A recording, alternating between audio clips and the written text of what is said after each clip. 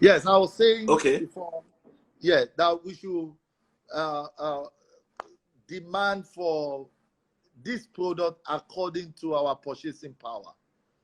So I think Okay. if we are, you know, we go along that route, it's okay for everybody. If you know that you can only afford a one-bedroom house, go for a one-bedroom house. If you can afford But two-bedroom according to your financial power, just go for that. but Like in from neighbor, what you're from the feelers that you are getting, what are people demanding for in terms of housing? for everything, you just cut across. You see some demanding for one bedroom. We are building one bedroom. We are building two bedrooms. We are building three bedrooms. It's according to their financial strength. So so that because sometimes we advise people, like Nigerians were quite egocentric, and it's like, oh, I want to live in this mansion. By the time we Yes. ask them, what is your financial strength? What is your budget? They say, okay, I just have 7 million. I between 5 and 7 million. I said, 5 million.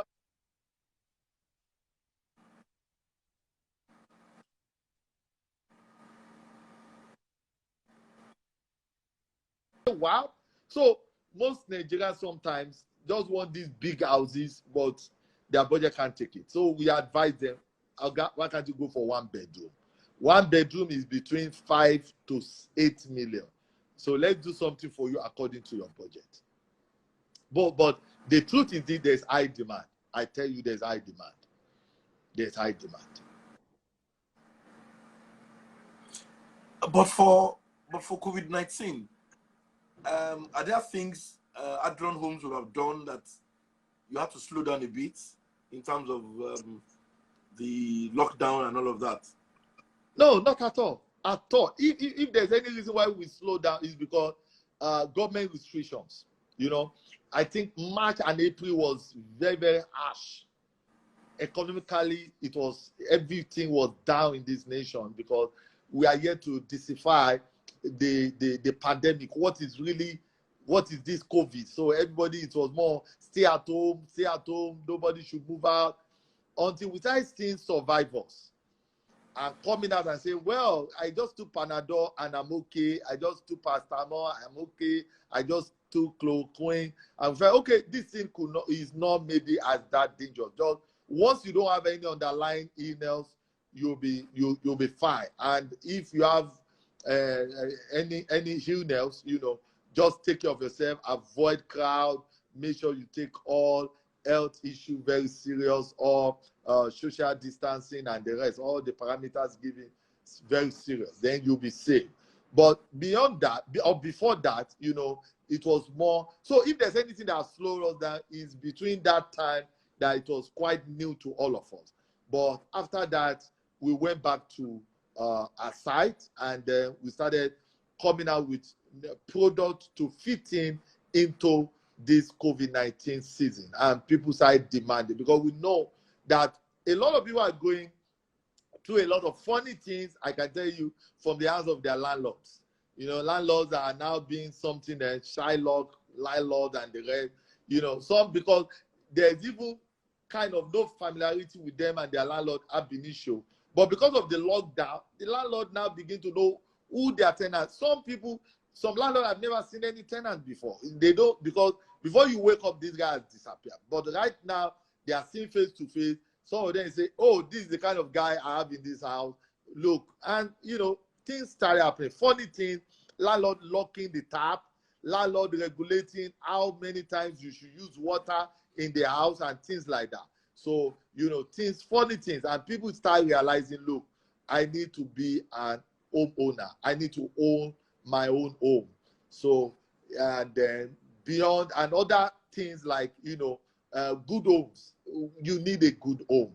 The ideology behind the architecture of a home is actually to be a place where you can isolate.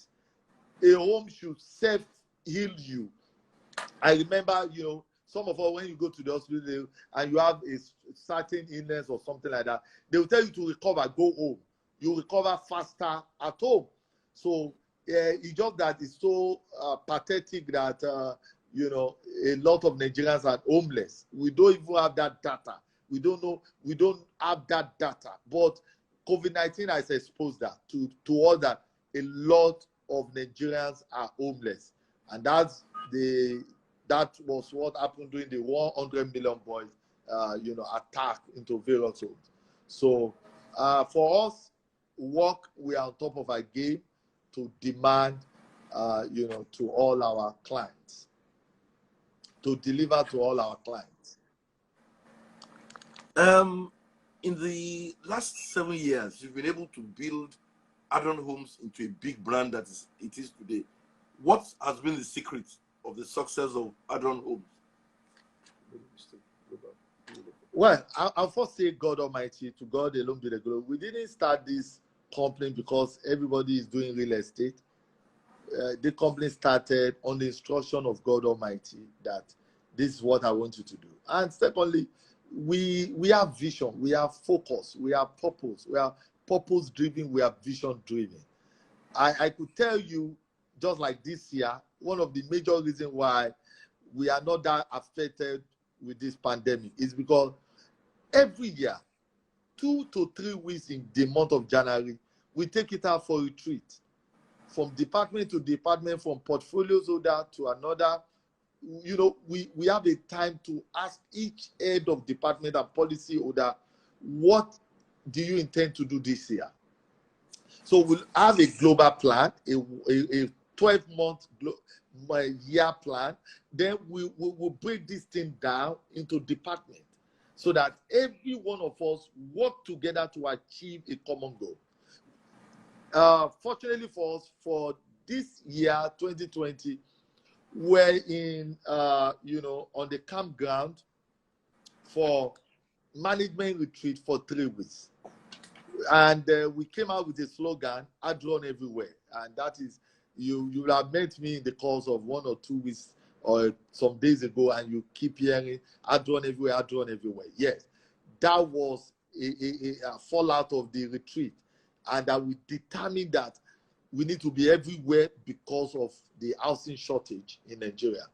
So we were well prepared. So when the COVID came, we couldn't stop because we must just do this. So when you are vision driven, you become unstoppable. I can tell you that. When you are vision driven, you become unstoppable. You must be filled with vision. We must be filled with purpose.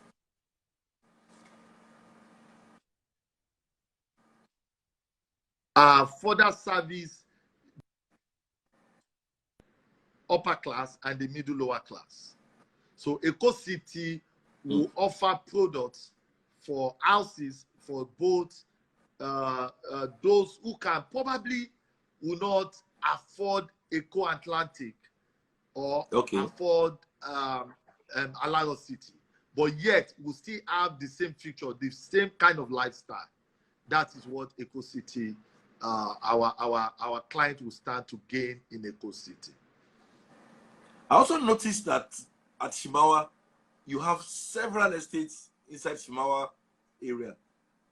Can you tell us a bit about your all your estates in Shimawa? How many do you have in Shimawa? We have Treasure Park and Garden Phase 1.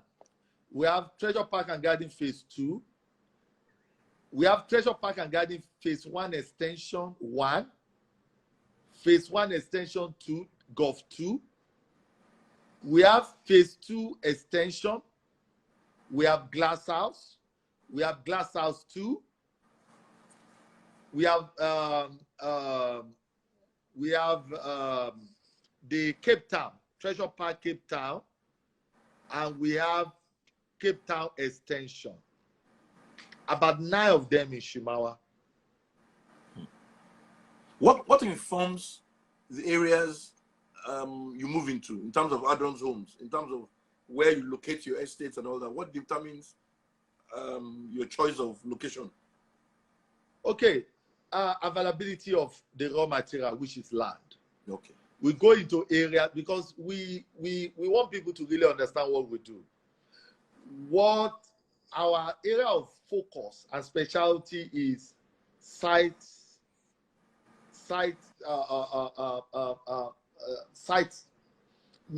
buying land in land acreage and what we call site and service scheme. So that's majorly. Our strength is in 90% site and service scheme. You know, doing the land, lay it out, provide infrastructure, road, electricity, recreation areas.